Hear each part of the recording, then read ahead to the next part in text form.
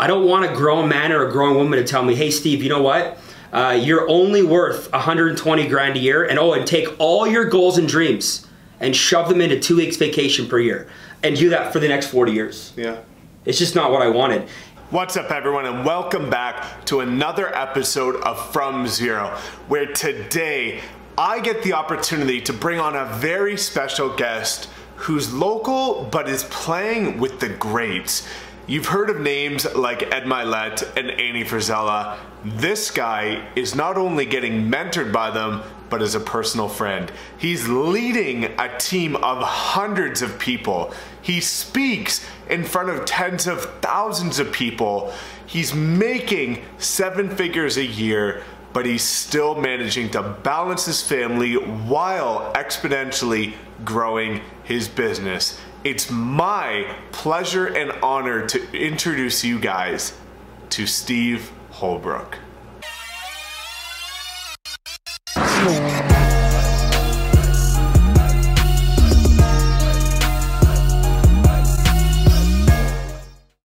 What's up, everyone? We're back with another episode of From Zero, and as mentioned in the introduction, we've got a very special guest today. This is a guy that's local here in Calgary and is a leader of hundreds of people. If you see people like Ed Milet and Annie Frisella, this is a guy that is in that network. So I'm so excited, and it's my pleasure to introduce you guys to Steve Holbrook. What's going on, man? Yeah, good to see you, brother. Definitely. Appreciate being here. Pleasure. Yeah. So, you know, as mentioned, you're in a sphere of big league names, all names that people know in this entrepreneurial world, and you're now a leader of hundreds of people. You're making a big impact. You are that guy on stage that we look up to. You know, you're speaking in front of tens of thousands of people. You've got a crazy journey. It wasn't the easiest journey, but you've now established yourself and you're growing like crazy. But how did you get into this business? Because, you know, network marketing is an exciting, evolving business, and you've managed to take it to the epitome of what, you know, entrepreneurial ventures would see. You know, so what did you do to get into this space up to this point? Yeah, I mean, I appreciate the question. And, you know, for all of you guys watching here online today, you know, you might look at a guy like myself and think, you know what, he always dressed sharp and he was always good with his words, and he probably, you know, he could always deliver a message from stage. But, you know, I grew up here in Calgary, Alberta. You know, my dad was a bricklayer. My mom kind of ran the front office of my papa's business, and you know, I saw my parents get up every single day. My dad used to get up before the sun got up, and he used to come home well after we were in bed, and they just worked super hard, and it was just a great example to have, and I owe a lot of this to them. But I grew up in that kind of environment, and I worked super hard. In grade, I think it was grade 8 or grade 9, I got off the bus one day and decided I was going to get a job. I started washing dishes at Earl's. Wow. I started working at Earl's on 16th Avenue here. I think I was just 15 years old, and I was making $4.25 an hour, and I was working 5-6 days a week sometimes, and I was just working as hard as I possibly could. Yeah. And then I had an opportunity to go to university. You know, it was a great opportunity. My parents helped me with that. I went to the University of Alberta. I spoke French, so I was able to get into U of A. Helpful here in Canada. Yeah. The easy way. I needed an 85% to get into the English side, but I got into the French side, and I was able to get that degree. I had ended up working at Earl's for 9 years. And when I graduated from U of A, I had 2 options. Option 1 is Earl's wanted me to progress with the company. They wanted me to become a general manager. It would have been a 6-figure income. But my parents had now taken over the family business. And I was now in a position, I was the oldest son, where it was time for me to potentially transition into that family business. So I had 2 decisions I had to make. The first decision I made was not to continue working at Earl's. You know, my heart was always with entrepreneurship. Yeah. You know, one of the things one of my mentors asked me, I was 23, I had an opportunity to take over Earl's. One of my mentors, he asked me at that age, he said, hey, how many 40-year-olds work at Earl's? And I thought, man, 40 seems so old when you were young, but there was none at my store at the time. Yeah. And he asked me, well, what do they all do? Where do they all go? And I said, well, Tim is now in real estate, and Doug started his own mortgage broker company, and he got his insurance deal, and my mentor challenged me to say, hey, look, you know what? Maybe skip that 15 years of corporate pyramid, and why not go and look at running your own deal? Yeah. And you know what? That's what I wanted to do. The family business was definitely an option. It just wasn't my passion. I didn't want to walk into something that had already been built. So there I was, 23 years old, sitting in a second cup, drinking a coffee, and a lady tapped me on the shoulder, invited me out to a meeting. Wow. And she said, "What kind of a guy are you?" I said, "Well, I just want to get paid what I'm worth." Yeah. And I said, "You know what? That's powerful. Right? I mean, if I'm not worth anything, don't pay me anything. But I also want upward mobility. I don't want to hit a glass ceiling. I don't want a grown man or a grown woman to tell me, hey, Steve, you know what? You're only worth 120 grand a year, and take all your goals and dreams and shove them into 2 weeks vacation per year and do that for the next 40 years. Yeah. It's just not what I wanted. And I mean, I have a lot of respect for people that can tolerate that. But for me, it wasn't what I wanted to do. So sitting in a second cup, I got invited out to a meeting, it was some investment insurance company. I didn't even know how to spell RSP at the time. Yeah. I mean, the only thing I knew about money was that I didn't have enough of it. Yeah. But you know what? I came on board. I got some of the best training that I'd ever seen in my whole life. I learned more 6 weeks with this training program than I did at 4 years at the University of Alberta. Of course. And duplication. I had a mentor. I followed a system. It was a recession-proof industry, and it's been 14 years from that day where I came full time. And yeah, there's been some challenges, which I'm sure we'll get into along the way, but that's how we ended up here. I think it's amazing, and for the people who are on here, a lot of people face that dilemma where they're in a comfort zone or they believe that they're worth something, but they don't know the next steps to take. And you just being open to the opportunity of going to a new meeting and opening yourself up to this vast opportunity of entrepreneurship is amazing. But the powerful statement that I take from that is knowing what you're worth and understanding that, for people who are motivated, there's more to life than just having that salary. And again, credit to those who can withstand that, but for many, there's so many more opportunities and there is no ceiling for people like you. But the unfortunate part too is a lot of people don't see, you just mentioned that this took years. A lot of people see the finished product and they see the podcast and they see this and they don't, they say, how is he lucky enough to get that?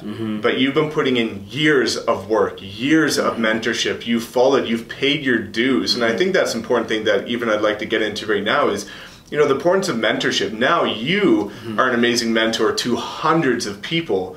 But there's so many people that look at mentors when they're getting in the business and say, I can't afford it. Well, can you afford not to have it, right? There's so many people that say, maybe I'm not in the position to have a mentor, but that must have been a pivotal point in your success, is being able to follow someone that can show you the right moves, avoid the obstacles that they likely have faced so you can start scaling quicker. And now you're blessed to have some of the biggest mentors in the world. But what does that look like for someone who's just getting into entrepreneurship? Regardless, what is the importance of a mentor and what that did for your success? Yeah, no, great question. I think one of the biggest misconceptions is that when people seek mentorship, they have to spend thousands of dollars online, these online courses, in order to get that. One of my favorite sayings of all time is, you never see a dog chasing a parked car, right? Yeah. So what you have to do is you have to find a dog that you want to chase. True. And you have to get to know that dog. I mean, early on in the business, what I would do is I'd watch these YouTube videos from this guy named Ed Milet. Yeah. Yeah, so if you guys haven't seen Ed, check him out. I'll be linking that below for sure. This guy's a beast, and I saw him on YouTube, and I used to watch all of his videos. And what I actually did is I actually memorized all of his talks, and I would do his talks on a pretend stage, as if I was speaking as Ed Milet. I could tell you when Ed takes his jackets off. Yeah. I can tell you when he increases his voice level, why he does it. For a while, part of me started to walk with a limp once in a while, because when I see Ed walk on stage, Ed has a limp. He had some things go on with one of his calves. Yeah. So I decided that that's my guy. Yeah. And I wanted to get to know him, and I wanted to be the squeaky wheel, because the squeaky wheel always gets the grease. Yeah. So I would start showing up at the meetings that he was at. I'd start sitting in the front row. I'd start making sure that I shook his hand. And one day I had an opportunity to meet with him one-on-one. Wow. And that one day in California, where I flew down to meet with him, it was supposed to be a lunch, and it turned into a 3-day weekend. Holy shit. Where he ended up driving me to his house in Lake Arrowhead, and we just sat and we chatted, and he told me that he would be the mentor to me that his mentor was to him. Amazing. And in that moment, I realized that there's not an amount of money in the world that could have purchased what that did for my identity. So I think a lot of people try and hire coaches and they justify by paying $5,000 a month. They almost feel like they have to do it. Yeah. Right? Yeah. So, you know, I'm just gonna advise people, find somebody that you want to be more like. Find somebody, you know, if you want a better relationship with your wife, go hang around somebody that has a better relationship. I have different mentors for different areas of my life. I got a different mentor for my faith, my fitness, my business, and so on. So of course, I think that's powerful. You know, even understanding. A lot of people have this perception that the more money, the more value you're going to get. And a lot of people do see these things online where you're paying $10,000, $25,000 and that's the value you're going to get. But oftentimes these are people that have inflated and they don't actually have that experience. But it's also an impactful message to see that, you know, you chose this figure, but you went after it. And I find a lot of people see, you know, they choose a figure and it seems too distant for them. They almost have this limiting belief that it's impossible to even seek a figure like that. But as you've proven, by taking the right steps and putting yourself out there and being that squeaky wheel, finding ways, it's never luck. It's by putting yourself in the right position countless times until luck turns into reality, right? So I think it's powerful to know that for you guys out there, if you find something, we're in a world today with social media, with all kinds of avenues that you can get in touch with these people. It might not be a response the first time, it might not be a first flight, but if you are persistent and patient enough, there's always an opportunity for you to find that person that's going to educate you. 100%. Right? Yeah. So I think it's powerful. Now fast forward, you are now the mentor to hundreds. So, you know, let's talk about you're leading massive people, you're influencing, you are truly changing lives and making an impact. So what is it like to now lead this massive amount of people, but also overcoming the fears, I guess, per se, of getting to that point? Yeah, I mean, just listening to you describe it just makes me feel grateful for everything. Just super humble and super grateful to be in this position. But I developed a passion for people early on. I love people and I love helping people. I love, you know, giving to people, and I love seeing other people succeed. And, you know, for me, my philosophy from day one in my business was, if I can build leaders, teams will follow. Yeah.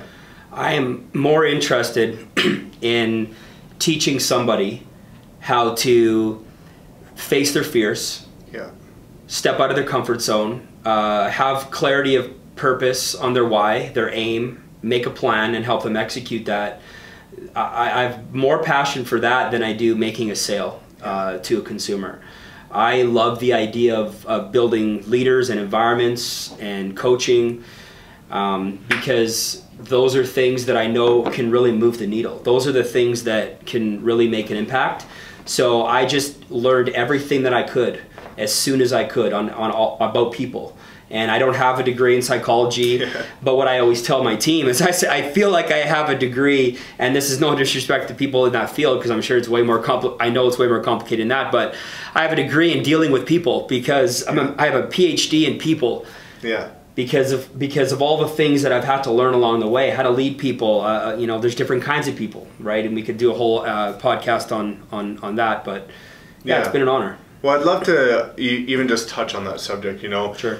I've had a chance to lead some people myself, and I've learned many things from many mistakes that I'll admit to, and I've also learned how to do a lot of great things, but you were doing it at scale. You know, you are making an impact. You're directly mentoring few people to do a very strong job, but you're also leading hundreds. So what are some of your biggest messages to leaders on here? Because I know a lot of people that watch this are leaders of either real estate teams or other service-based teams like yourself. You know, what are some of the obstacles you face as you approach the leadership and things to watch out for? Because there's a lot of bad leaders out there. Yeah. Even if they're working with hundreds of people, there's bad people. So what are your messages to being a great leader? Because you speak on this in a lot of your episodes, and it's powerful, some of the tips you have and some of the mindsets you approach it with. Yeah, that's a great question. And I see that as a huge flaw in most people's businesses. Yeah. The biggest advice I'll give you guys that are looking to build teams is just remember one thing: not everybody's like you, right? You can't lead everybody like you want to be led. When I was recruited to this great company, I was 23 years old, I was single, I was an alpha male. Yeah. I was full of piss and vinegar. I mean, I was making big money and I was feeling yourself. Yeah, I was running around town. Yeah. So, you know, after a year of that, I realized that everybody on my team was also 23, also single, also male. And what I had to realize, and again, this is Ed taught me this early on in our relationship, and you know, I know it's been said before that, but he really talks a lot about it. There's 6 basic human needs, right? And we all have different needs. I mean, there's a need for certainty. Yeah. Some people need certainty. They need to know that, you know, there's stability behind whatever it is they're doing. Then there's the need for uncertainty. Yeah. Those kinds of people love variety. They want change. Those are the salespeople. Every day's got to look different. Then there's the need for significance and recognition, right? And a lot of those people are actually love and connection people, which is the 4th one. Yeah. And then the last 2 are the dominant needs: the need for growth and the need for contribution. So when you're leading people, hiring, recruiting, whatever your business model is, you got to remember that you might be a significance type of person. You love the recognition. You love to have your name said from stage. You're the kind of person that when there's good news, you're the first person that raises your hand. Yeah. That's you, right? And that's okay, because that was a lot like me. But your superstar recruit might be more of a growth or contribution. They might really be here just to contribute. And if you don't speak that language, the contribution language, you might see them enter your business and you might see them leave your business, and you never know why. It's because you were speaking a completely different language. Definitely. I think that's an extremely powerful message, and is honestly one of the reasons why my initial team didn't work out as well as I thought. Is, you know, I kind of went in with the mentality that everyone had that same passion that I did, and not just the same passion, but the same work ethic. Mm-hmm. And I see a lot of people who fail to that detriment, in the sense that, you know, not everyone works the same way. Not everyone has the same ticker that gets you up every day, you know? And some people, like what I fell victim to, and what some people might fall victim to as well, is, you know, some people have family with kids. They can't work the same that I can. Some people have other priorities in life, and I admittedly didn't understand that, right? And that fell short, because I was saying, wow, I was single at the time, and I can just run the world, and I can work 20 hours a day. Why can't everyone else? And what I didn't understand is that other people have different needs that I truly didn't take a step back to understand. And that was one of my big failures as an initial leader, and why now some of my teams are doing very well, because, you know, taking into consideration the roles you need to fill, but understanding, like you're very good at, is empowering people with their strengths. And identifying, you know, what is that person's strength, and really leveraging that to the point that that's their strong suit. You're not trying to bring them up in the same way that you did, right? So I think that's really powerful. Now, you know, your motivation talks on Mondays. That's becoming a big presence. You're doing a lot more on social media now. So what's that look like? Because, you know, you're not just talking to these people, you're actually starting to share your message. So where did the motivational sort of videos come into play, and what's that doing for your people? Because now, you know, you're starting to gain this recognition, and, you know, the faucet is turning on. Yeah. Right? No, I'm glad you brought it up. And about 1.5 years ago, if we would have been having this conversation, I would have been like, there's no way I'm going to be taking selfies, and, you know, I'm not a 15-year-old girl. I'm not taking selfies of myself, and I'm not doing videos. It's, you know, it's too pretentious and whatnot. Yeah. But I actually sat down, and it was a conversation I was having with Ed, and he was just getting serious about getting on Instagram. This was May of, not this year, but last year. And I started thinking about it, and I thought about social media, and I related it back to real estate. I thought, if you could go back to the 60s and you could buy real estate, how much real estate would you buy? All of it. All of it, as much as you could. Exactly. Okay? Well, right now, the average human, depending on the age group, for younger, it's more, but, you know, my age group, it's between 7 to 9 hours a day of screen time people are spending on their iPhone. Yeah. And there's a good chunk of that. I don't want to throw the stat out there. You can Google it. There's a good chunk of that that's spent on social media, big time, if not half. So, you know, the television is becoming the radio. Okay, and the smartphone is the new television. Yeah. So if people are spending upwards of 9 and 10 hours a day on their smartphone, and you could take up a little piece of real estate on their device, how much real estate would you want? And the answer is as much as you could. Of course. I believe that we're in an era where social media marketing is extremely cheap. Yeah. And, you know, maybe cheap's not the right word, but inexpensive. And it's a powerful investment. The traditional salesperson wakes up every day and they operate like a tugboat. Yes. Where a tugboat gets up, they fill their little tank full of gas, they float out to sea, they find boats, customers that they can tug back into shore.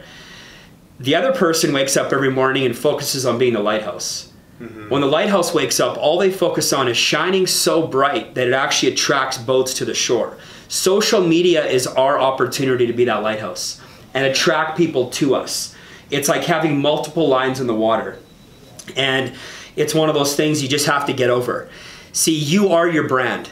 You are your brand. So when you're going to be posting pictures and videos of yourself, I've done a little exercise. When I'm in a picture versus not in a picture, it's upwards of 60% more engagement when I'm in the picture. Yes. I mean, have you ever seen a Pepsi commercial without a can of Pepsi in it? Exactly. So you're going to have to be in your pictures. You're going to have to be in your videos. But if you are your brand and you want to be a lighthouse and you want to take advantage of this era and you want to get a footprint in that space, it's super important that you start to develop your social media presence right now. And I think you won't even really understand what that really means, and neither do I, for at least 5 to 7 years. But I think we're going to wake up in 5, 7, 10 years and we're going to be so glad we did. I agree, and you know, there's a point that I want to make, even going back to YouTube, is the fact that I heard this the other day that, you know, there's a lot of YouTube videos out there right now saying, is it too late to get on YouTube? Because, you know, a lot of people that started back in 2012, that's when the boom happened, and now they've got hundreds of thousands, millions of followers. But what people don't understand is, on the daily right now in 2018, there's about 1 billion active users on YouTube. They are forecasting within the next 5 years, 3 to 5 billion new visitors on a daily on YouTube. Wow. So if you take an understanding, you know, I even thought that, you know, I'm victim to saying, you know, almost looking as a crutch, it's too late to start. Why would I even bother? And then when I heard that stat, understanding that we're not even close to the tip of the iceberg here. This is just the beginning, right? So understanding that and doubling down and diving deep and understanding that now is the time to start, right? But the fact that, you know, I've even witnessed this now too, even yourself especially, in the sense that when you've built a brand that's strong enough and that people can relate to, it becomes attraction marketing, and it's no longer just trying to regurgitate content and push. People are coming to you with opportunities, and you're starting to see that as a means of leveraging social media properly. But what I want to talk to people about is, you know, specifically, I was exactly like you. Before I got into real estate, I had no social media programs. I thought taking selfies was the most hideous thing ever. But you need to understand relevancy. And something that I saw on a podcast the other day is relating Warren Buffett to Gary Vaynerchuk. And it said, Warren Buffett can buy Gary Vaynerchuk over millions of times. There's no competition. But who's everyone talking about right now? It's Gary Vaynerchuk, unless you're in the financial space. The reason is relevancy. And who is Gary Vaynerchuk? He's a spokesperson for social media and the modern day of marketing. So you see, you know, even though people like Warren Buffett are worth billions and they're the man back in the day, they're no longer the most relevant topic. You hear people like Ed, you hear people like Andy, Gary. These are people who've established modern day relevancy and getting with the times. You don't see people like Richard Branson complaining about social media and selfies. He's the one taking them. All the people who are at the forefront of entrepreneurship are now leveraging these tools and not just using them as toys. So I think that's a powerful message for people, is just getting started and understanding that you can either get with the times or you might get lost with it. 100%. Right? 100%. So, all right, man. So we've talked a bit about social media, the importance, things like that. And we, you know, that's a social network. We've got followers, we've got things like that, and that's important. But there's still something that comes down to traditional networking and understanding who your physical network is, because despite having a large social network, sometimes that doesn't have a direct impact for quite some time. That takes time for people to get to know you. But traditional networking is something that you've done an amazing job at. You've been able to play with the big boys, hold your own, and truly level up. And going back to the infamous saying of your network is your net worth, you have embodied that to the fullest. Whether it be with Ed or Andy or anyone else, you're with the big leagues now.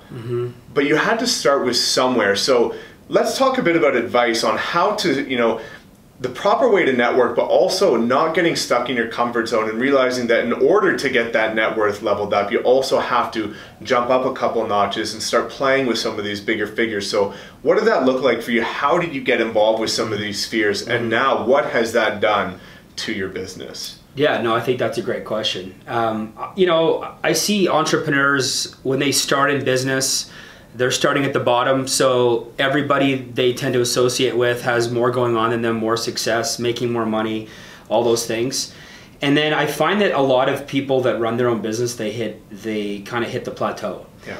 They start making some money, they start having a little bit of control time, they can afford that lease payment on that car that they probably shouldn't have, but you know what, it makes them look like they're successful. And they start hanging around people, but the thing with that is I was told a long time ago that we should be surrounding ourselves with people that always make us feel a little bit uncomfortable. Wow. A little bit uncomfortable. And I'll tell you what, you know, I've had the opportunity to, you know, Ed's one of my closest friends and closest mentors in the whole world. But I've had the opportunity to hang around, spend some good quality time with Andy Frisella. Gunnar Pearson, who's one of the, you know, he's the head trainer for the Los Angeles Lakers right now. Tim Grover, who wrote Relentless, unbelievable book. You have to read the book. I spent some great time with Tim talking about how Michael Jordan thinks and how Kobe Bryant thinks. He was their personal mental coach. And they all make me feel uncomfortable. Yeah. They all make me feel uncomfortable. The enemy to great is good. And the thing is that we get to a certain point where we feel comfortable with the people that we're around because we don't have that level of accountability. Yeah. And when you start to see some success, it is on us to get around people that we need to be accountable to. If you want to lose some weight and you want to get into better shape and you want to have that six-pack, stop hanging around people that are 40 pounds overweight. Because right now you might be the fittest person in your circle. You might be the person that's making the most amount of money. Yeah.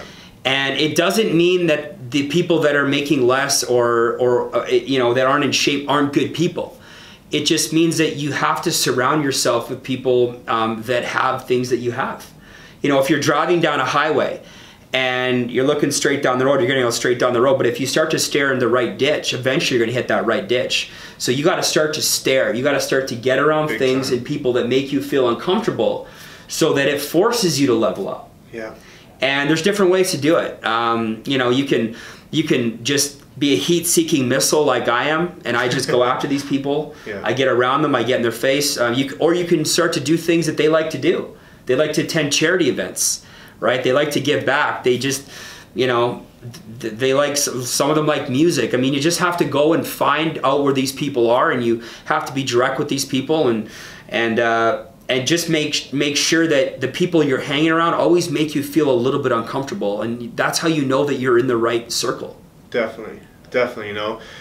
And I think, you know, a lot of people have this mentality, again, going back to the mentors, is even with some of these spheres, is that, you know, it's too far reach. It's too impossible to start finding these people. I have a lot of people that say, you know, how do you meet some of these figures? And it is like, exactly like you say, it's putting yourself in positions of what are their daily habits, where are they going to be, and mimicking that to the point that there's no way but to cross paths with these people, right? And it's on a local scale, on a global scale, there's always opportunities. Go to that conference, but actually do it properly, because I find a lot of people will go to these things where they're surrounded by people, or they'll pay to go to this conference in LA, but again, they're too timid to take action. And I think taking action and not being afraid to go, because at the end of the day, you know, while even Ed Milet and Andy are at the pinnacle of entrepreneurship right now, they're still real people, and I'm sure you can speak to that. Is, you know, I've even had Ed respond to some of my stuff and saying, you know what, these are people that have a heart. They came from somewhere. They respect people that are putting themselves out there.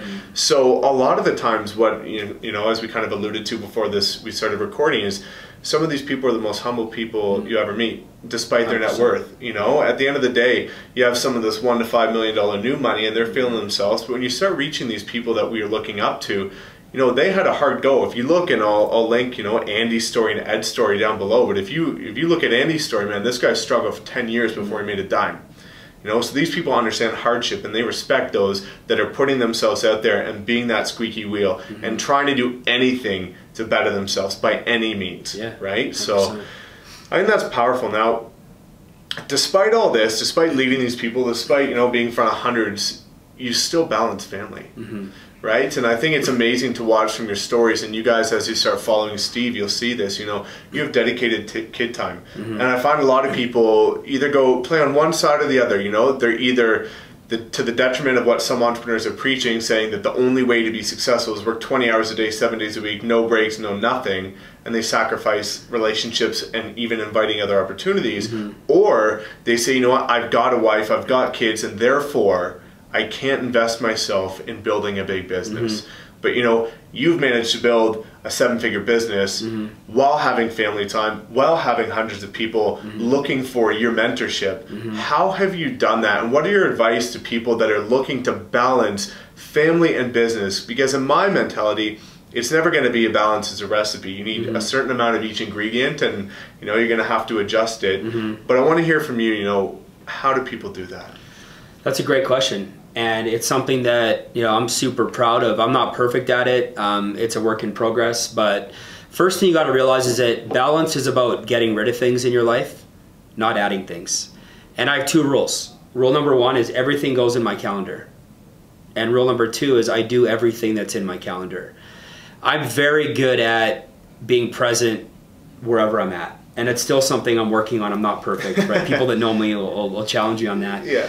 But, you know, you do hear a lot of, hey, you want to be successful, you have to work 20 hours a day. But I want to address that. You know, there's a difference between being a workaholic and being obsessed with working your plan. Yeah. See, part of my plan, my purpose, my why, is to have a great faith in my life, to have a great family, to have a great relationship with my wife, and also to be very successful.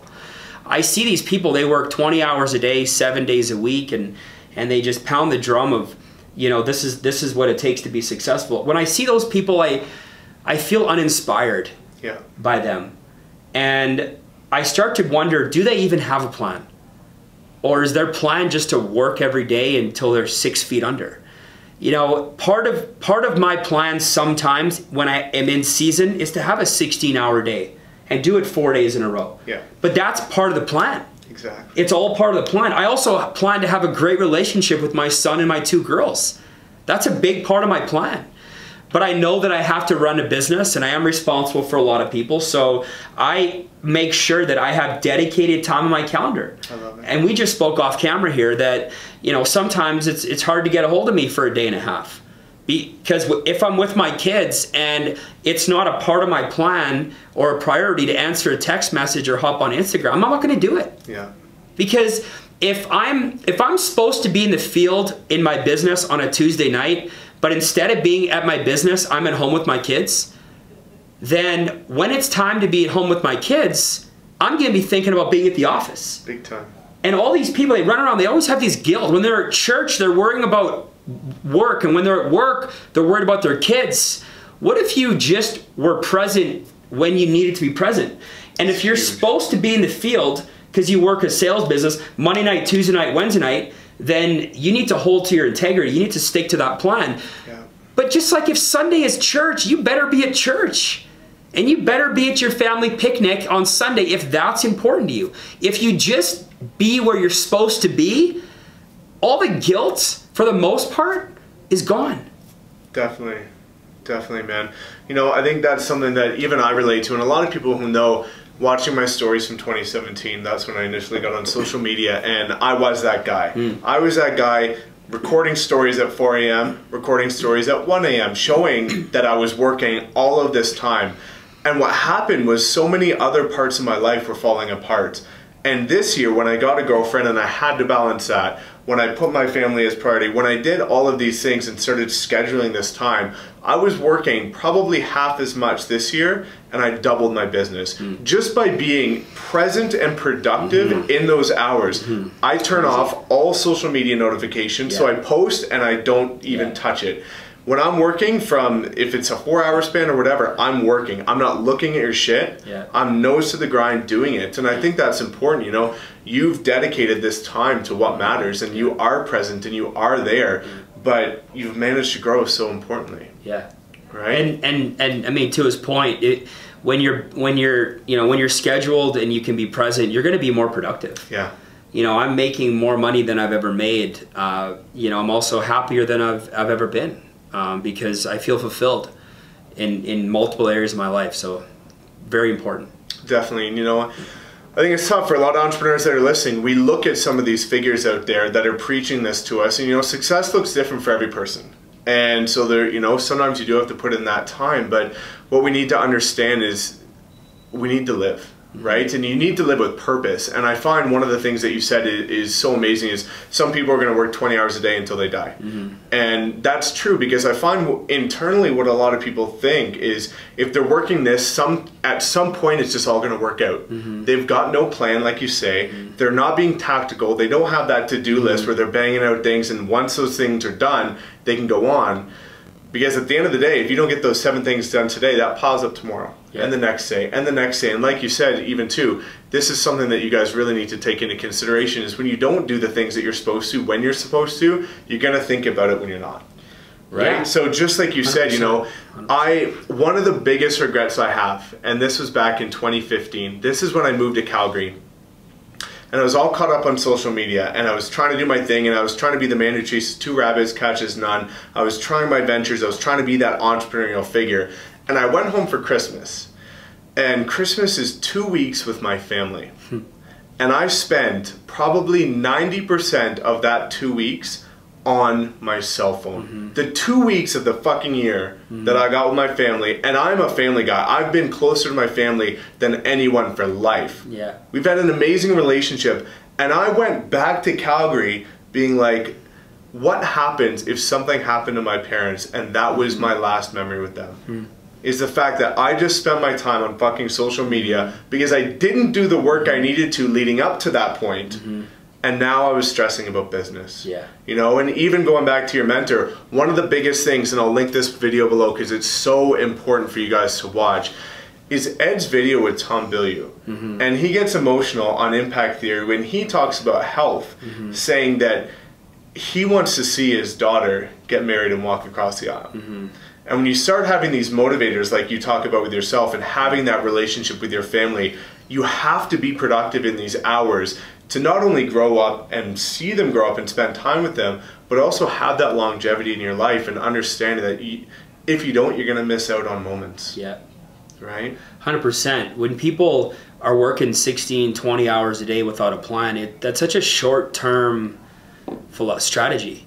You know, if you plan to be in business 5, 10, 15, 20 years from now, then you need to realize this thing's a marathon, it's not a race. Yeah. And you know, I don't like the word pace yourself because I mean, I don't, you know, but there's going to be seasons where you're all out of balance, you're working 16, 20 hours a day, but you better get back in season with your kids and you better get back in season with your health or you're not going to be around to walk your daughter down the aisle. Big time, man. Yeah, for me it comes down to patience and persistence and being, you know, social media isn't necessarily evil. Well, sometimes we see these things with people renting fucking cars and they look like they're baller, and we're aspiring to get that quick success now. There's, you know, people watching. You need, you know, Steve's a living proof of the notion of delayed gratification. Right? You're still investing money back into the business when you could be balling out. Yeah. You know, you're still doing this. It took so much time. And you're still humble enough to know that there's still so much to go, right? So it's powerful to see this notion of not this instant gratification life that we live in, right? So the last 2 things I want to ask you, man, are first, what's your most recommended book this year? And the next thing are, what can we expect from you going forward? Again, I'm going to link your channel below so people can start following. But I want to know, you know, you're on this hockey stick trajectory right now where you're scaling and you're growing like crazy, and I want to know where we're going to see you end up. Yeah, I appreciate that. The book you have to read, I mentioned it earlier, written by Tim Grover. It's Relentless. It's unbelievable. You know, this guy was Michael Jordan's personal mental coach throughout Michael Jordan's career. He would fly with Michael. He would train him, and he also trained Kobe Bryant and Dwayne Wade. And in this book, he talks about the mentalities. There's three main mentalities. He talks about coolers, talks about closers, and he talks about cleaners. And I promise you, I want you to go read that book and message me on social media. Let me know what you think, and make sure you go follow my buddy Tim Grover. And lastly, where I see myself, I see myself continuing to rise and create a community. I feel that I've been blessed, and I feel that God has been great to me, and I want to go and I want to continue this movement and build a community of people that can believe in themselves. There's a huge problem right now in our society with belief, and so many people lack belief in themselves. It's the number one reason, in my opinion, people quit on things, is because they lack belief. I just put an IGTV post out Monday morning on that. And I want to help people, and I need to continue to grow my community. I need to continue to grow our reach. I have some things I'm working on that I can't talk about, but what you will see is you will continue to see me rise in business, and you also continue to see me rise on social media. And probably for different reasons than you think. This is not just about making money for me. This is about going and reaching hundreds of thousands of people, millions of people, and just empowering them. If just even one of you here today picked up one thing that we talked about and you implement that in your life and it has a positive impact on you, that makes me feel unbelievable. And I want to continue to do that for the rest of my life. And that's why we will continue to rise up, and I look forward to sharing this journey with all of you guys. That's amazing, Steve. As you guys can see, this is the perfect story of knowing your why and being diligent across all aspects of life. Looking at you, you're top performing in business, you're top performing in family, you're top performing in fitness. You've got consistency where you're diligent in everything you do, and you're crushing it. So guys, I'm gonna link all of Steve's stuff below. Again, make sure you check him out, because this guy on a global scale is making an impact already, and he's just getting started. So you've got some exciting new mentorship programs coming up, and this guy is on the up and up, and this is gonna be an early start. Before we saw Ed, this is gonna be where things are going. So take some of these messages, understand the importance of a plan, understand the point of delayed gratification, and really dive deep into your why and play to that tune. So thank you so much, Steve, again. Appreciate that. I really appreciate this. Yeah, glad to be here. And we will see you guys on the next episode. All right, everyone, so there you have it. I hope you were able to take something impactful away from this interview that you're going to be able to apply to your own life. Please comment below what your biggest takeaway was, and if you have anyone in mind that you think I should interview next. Thank you for tuning in. As always, please make sure you subscribe, and we will see you next time.